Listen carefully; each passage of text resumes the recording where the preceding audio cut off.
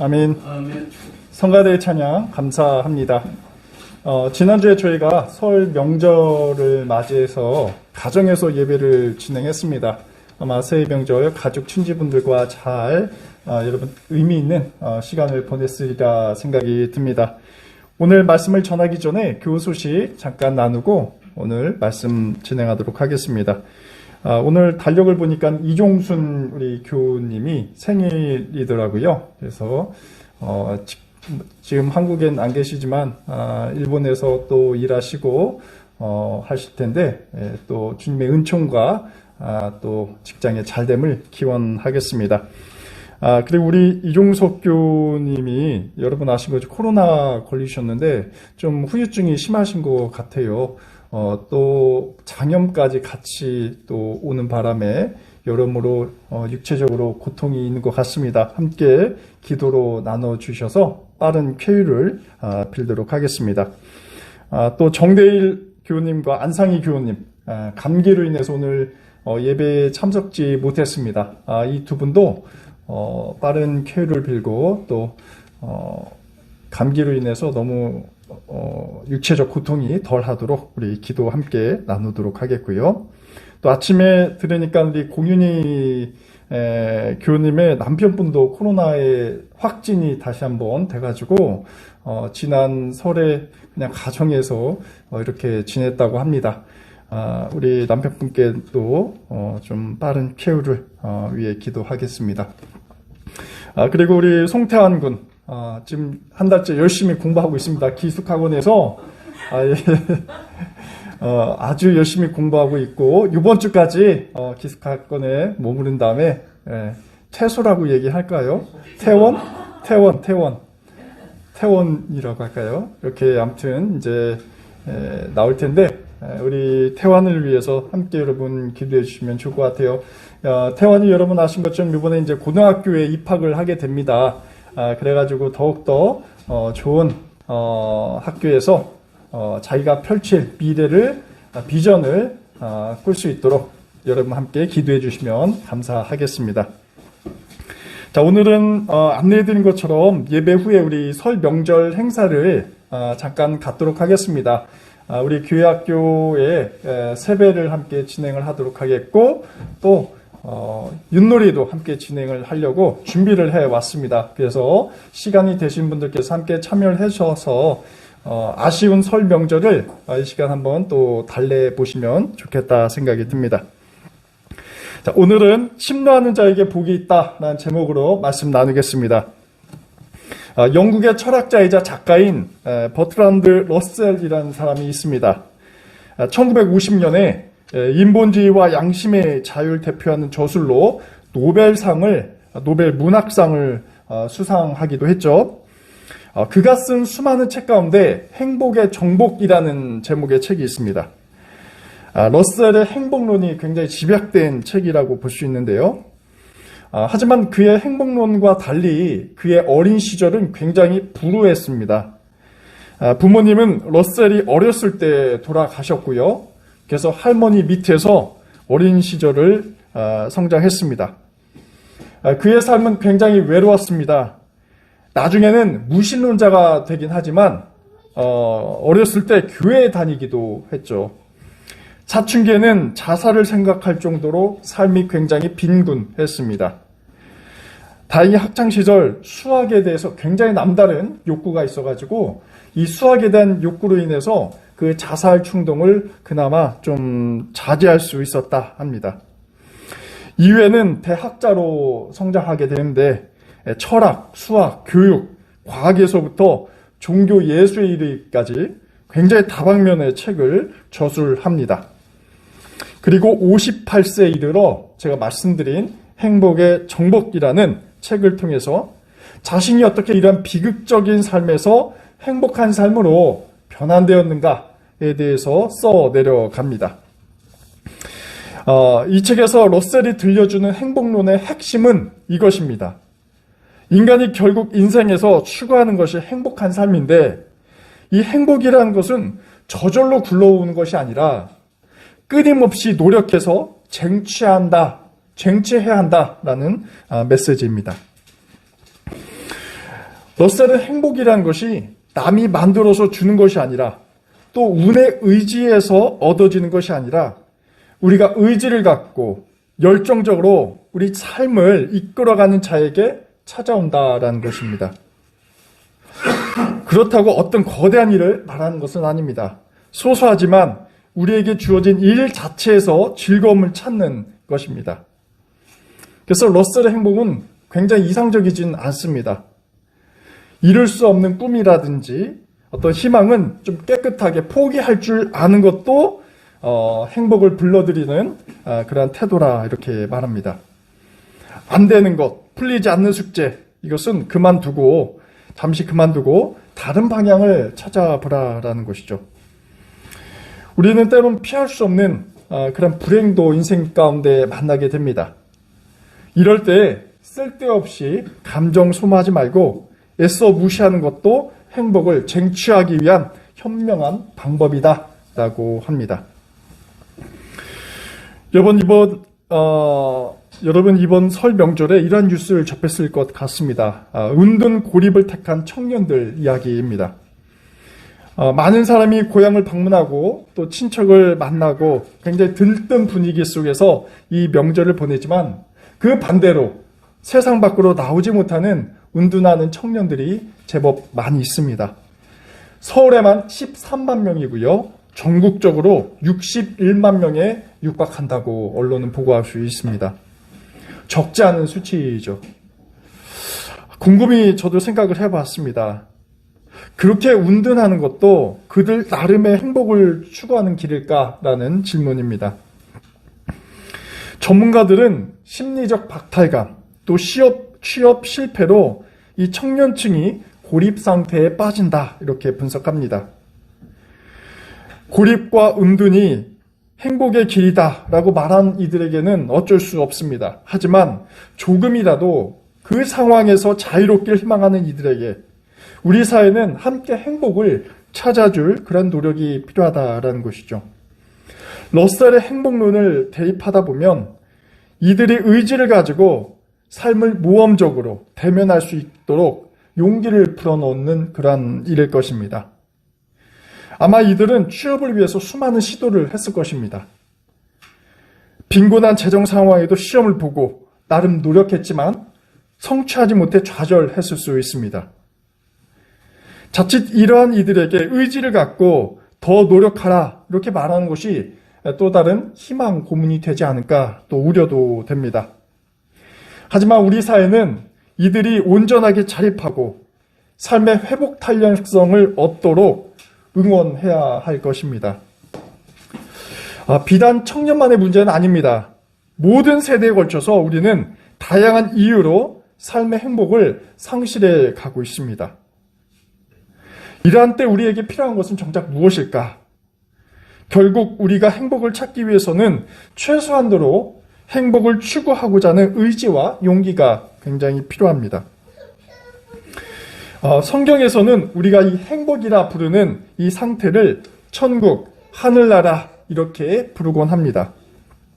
이미 복음서는 행복이 어떻게 기인하는지 또 어떻게 온전히 그러한 행복을 누릴 수 있는지에 대해서 상세하게 말해주고 있습니다. 이러한 점에서 특히 이 복음서는 예수님의 행복론이 담긴 책이다라고 할 수 있습니다. 그런데 행복이 도대체 어떻게 도달할 수 있을까? 이에 대해서 우리는 질문을 던질 필요가 있습니다. 다른 말로 천국, 하늘나라는 도대체 어떻게 이루어질 수 있는가라는 질문입니다. 근데 종종 이러한 질문에 대해서 신앙인들은 이렇게 답변을 해왔습니다. 행복은 하나님의 섭리다라는 것입니다. 하나님 나라와 그 행복은 인간의 의지나 노력에 의해서 달성될 수 있는 것이 아니라 바로 하나님의 전적인 뜻과 계획 속에 있다라는 이야기이죠. 근데 여러분 과연 그러한 것일까요? 저는 오늘 말씀을 통해서 이와 상반된 이야기를 하고자 합니다. 하나님 나라는 인간이 쟁취하는 것이다 라는 주장입니다. 하나님 나라는 섭리로 오는 것이 아니라 인간이 찾고 두드리고 이러한 신적 세계에서 누리는 그 행복이 무엇인지 탐구하고 공부해서 얻어지는 그러한 의지의 결과라는 이야기를 여러분과 이 시간 나누고자 합니다. 이에 대한 성경적 근거로 두 구절을 가져왔습니다. 오늘 아침 우리가 묵상한 창세기와 마태복음이 바로 그것입니다. 창세기 32장 23절 이하에 등장하는 야곱과 그 다음에 마태복음 11장 11절 이하에 기록된 예수님의 천국에 대한 가르침은 공통적으로 어떤 목표를 달성하기 위한 인간의 적극적인 의지와 굉장히 밀접한 관련을 맺고 있습니다. 우선 우리가 창세기 본문을 간략히 살펴보도록 하겠습니다. 야곱이 누군가와 씨름을 하고 있습니다. 여러분, 야곱은 누구였습니까? 에서의 동생이었고 또 형의 장자권을 빼앗아 형제 관계가 금이 가게 한 그런 어찌 보면 꾀돌이였습니다. 게다가 겁도 굉장히 많았습니다. 형에게 죽임을 당할까봐 하란에 있는 외삼촌 라반의 집으로 도주하게 됩니다. 그곳에서 20년간 일하면서 가정도 꾸리고 정착도 하면서 재산도 제법 불리게 되었습니다. 하지만 이 야곱에게는 자신의 마음을 짓누르는 숙제 하나를 갖고 있었습니다. 형 에서가 언젠가 자신과 가족들을 죽일 것이라는 그런 두려움이었습니다. 그래서 세월은 20년이나 넘게 지났지만 늦더라도 사달나기 전에 화해를 하려고 형에게 찾아 나섭니다. 엄청난 재산을 가지고 형에게 가고 있죠. 여러분, 그 가는 길이 얼마나 무겁고 고단했을까요? 몸보다 마음이 굉장히 지쳤을 것입니다. 만일 형이 용서해주지 않는다면 어떻게 하지? 라는 그런 두려움이 야곱을 아주 휩싸고 있었습니다. 야곱이 형에게 가는 도중에 이 분이엘이라는 곳에 도착을 하게 됩니다. 그곳에서 뜻밖의 사건이 벌어집니다. 오늘 우리가 묵상한 그러한 장면입니다. 굉장히 환상적인 장면이 연출되고 있죠. 야곱이 하나님과 그 다음에 여기서 보면 이제 천사라기도 하는데 천사와 씨름하는 기이한 장면이 나오게 됩니다. 이 둘은 밤새 씨름을 하게 됩니다. 오늘 본문 24절에 이렇게 기록되어 있습니다. 하나님은 야곱의 고집을 꺾을 수 없다라는 이야기입니다. 심지어 야곱의 엉덩이를 부러뜨리기도 하는데 전혀 물러나지 않았습니다. 그리고 어느덧 날이 샜습니다. 하나님은 자신을 이제 가게 하라 이렇게 명령했습니다. 하지만 야곱은 거절합니다. 억지를 부립니다. 자신을 축복해 주지 않으면 절대로 못 놓아주겠다 이렇게 엄포를 놓고 있죠. 이 에피소드는 야곱이 형과 운명적인 만남을 갖기 이전에 있는 그 사건이었습니다. 여러분, 우리가 안 것처럼 에서는 야곱을 죽일 타당한 명분이 있었습니다.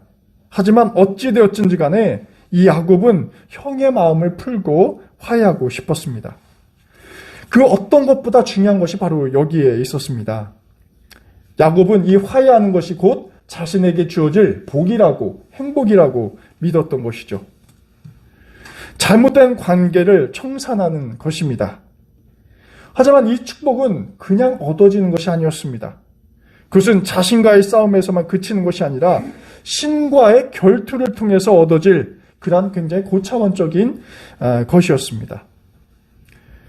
야곱은 엉덩이뼈가 부러지는 그러한 부상 속에서도 하나님께서 복을 내려주면 자신이 희망하는 화해를 쟁취할 것이다 라는 확신이 있었던 것이죠. 본문은 야곱이 하나님과 겨루어 이겼다라고 기록하고 있습니다. 물론 여기서 하나님을 이겼다는 것이 실제로 하나님을 패배시켰다라는 이야기는 아닐 것입니다. 우리 하나님께서 야곱의 그 마음, 그 의지를 받아들였다라고 이해할 필요가 있습니다. 본문에서는 이겼다라는 말이 히브리어로 약탈이라는 말이 사용되고 있는데 이 말은 의지와 능력이 있는 그러한 상태를 말하고 있습니다. 자기가 행복을 이루기 위해 적극적으로 뭔가를 이룰 수 있다는 그 의지를 신 앞에서 적극적으로 표명을 하게 되는 것이죠. 야곱은 형과 화해라는 인생의 목표가 있었습니다. 그 어떤 것보다 야곱에게 절실한 것이었죠. 누군가는 이렇게 물을 수 있겠습니다. 그냥 삼촌의 집에서 풍족하게 먹고 즐기며 살면 되지 왜 그렇게까지 형에게 사과할 필요가 있겠냐라는 질문입니다. 하지만 야곱에게는 달랐습니다. 화해는 타협할 수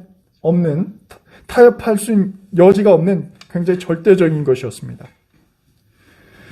자신은 물론 가족의 행복을 위해서 이 삶의 문제를 해결하지 않고서는 어렵다 판단한 것이죠.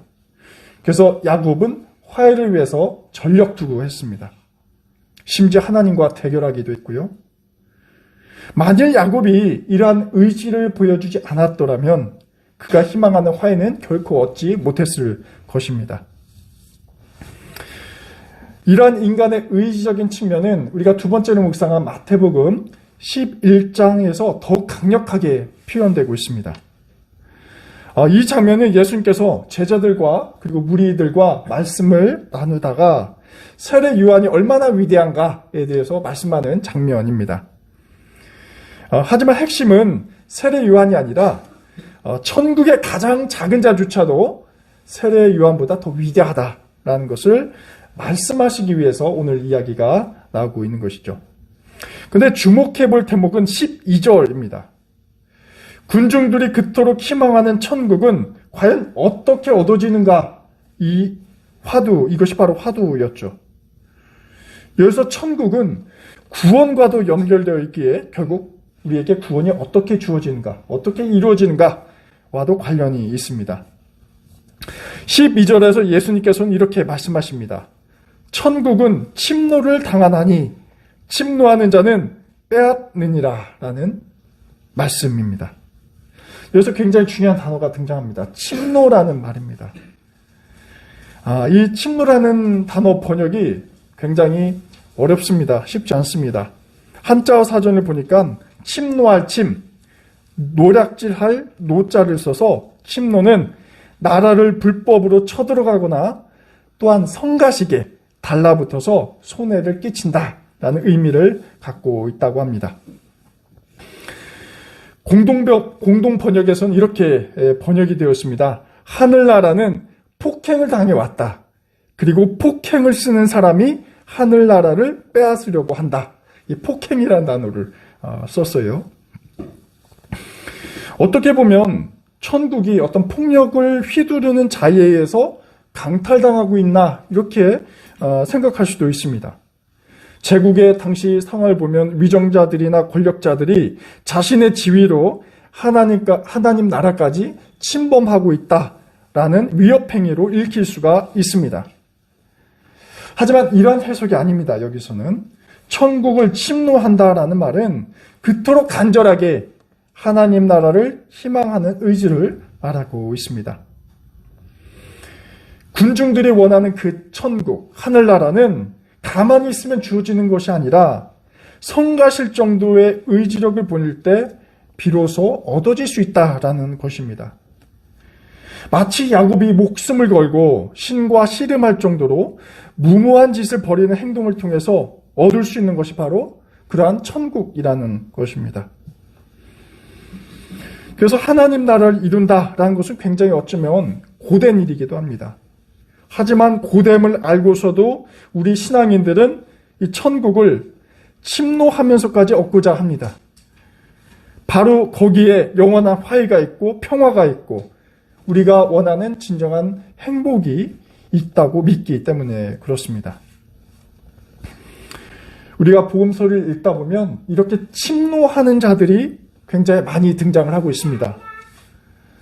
여러분, 혈루증을 앓았던 여인을 한번 기억해 보면 좋겠습니다. 그 여인 역시 침노하는 자였습니다. 이 여인은 예수님을 만나기 전까지 수많은 의원들을 찾아다녔습니다. 여러 약도 먹었습니다. 재산은 재산대로 다 날리고 또 몸의 병은 물론 마음의 병도 깊어졌습니다. 가정, 친척, 이웃으로부터 배척받고 또 소외받기도 했습니다. 하지만 그 여인은 침노했습니다. 자신의 병으로부터 낫겠다는 이 강력한 의지와 간절함이 있었습니다. 그래서 여러분, 이 여인이 어떤 선택을 하게 됩니까? 마을을 지나가는 예수님의 옷자락을 붙잡겠다는 다짐을 하고 있습니다. 종종 예수님의 옷자락을 손으로 약간 스쳤다라고 극적으로 표현하기지만 성경 원문을 보면 그냥 스친 것이 아니라 의도적으로 힘을 잡고 부여잡는 그러한 모습입니다. 의도적으로 또 공격적으로 예수님의 옷자락을 움켜쥐게 되죠. 바로 이 여인의 침노로 인해서 그녀는 어떻습니까? 병의 고침은 물론 구원을 얻게 됩니다.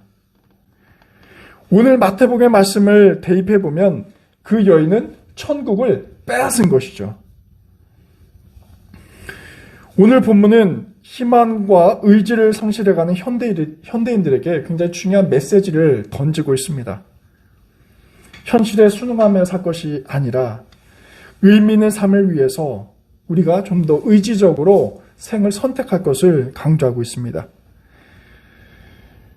우리에게는 교육 경쟁, 취업, 결혼, 실업 등 우리의 삶을 옥죄해 있는 삶의 어떤 불안정성과 두려움, 이것이 다 있죠. 이런 상황 속에서 우리는 다 그런 거지 라는 위로와 같은 체념을 가지고 살아가고 있습니다. 이런 시대에 뭔가를 희망하고 도전한다는 것이 자칫 무모한 시도로 보여질 때도 많이 있습니다. 청년계층뿐만 아니라 모든 세대에 걸쳐서 이런 영세적인 두려움, 이런 것이 우리의 마음을 지배하고 있습니다. 하지만 예수님께서는 우리에게 그럼에도 불구하고 안주하지 말라 이렇게 말씀하십니다. 침노하라 말씀하십니다. 우리가 동경하는 그 무엇을 위해서 또 그것을 주실 하나님과 씨름해서라도 이겨서 얻으라고 말씀하고 있습니다.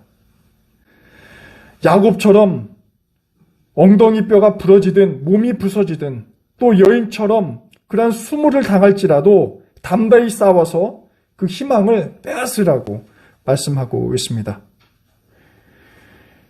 우리가 꾸는 꿈은 물론 정의와 평화, 생명의 하나님 나라도 그냥 오지는 않습니다. 성가실 정도로, 때론 무모할 정도로 의기투합해서 성취하라고 오늘 본문은 이야기하고 있습니다. 이러한 말씀은 행복을 박탈당한 우리 신앙인들에게 우리가 삶의 주인이 될 것을 요청하고 있는 것이죠. 침노하는 자는 자기 삶을 굉장히 주도적이고 열정적으로 이끌어가는 자들입니다. 자신에게 주어진 조건에 개의치 않습니다. 나이, 신체, 성별, 또 학벌로 불만하는 것이 아니라, 안주하는 것이 아니라 이를 초월하는 의지로 자신의 삶을 개척하고 또 주어진 일에서 기쁨을 찾으려고 노력합니다. 그렇기 때문에 바로 이렇게 침노하는 자에게 복이 주어진다라고 성경은 말하고 있죠. 새해를 우리가 보내고 있습니다. 한 해에 계획하신 여러분의 꿈과 희망, 기대가 있을 것입니다. 침노하심으로 여러분께서 그것을 쟁취하시길 기원합니다. 아멘. 야곱이 하나님과 겨루 이긴 것처럼 또 혈루증하는 여인이 예수님의 그 옷깃을 꽉 쥔 것처럼 침노하심으로 천국을 빼앗고 구원을 얻고 또 복된 삶 되시길 기원합니다. 기도하겠습니다. 주님, 당신께서 주신 새로운 한 해를 출발합니다. 하지만 저희가 마주하는 현실은 괴롭고 불의하며 또 안주하게 합니다.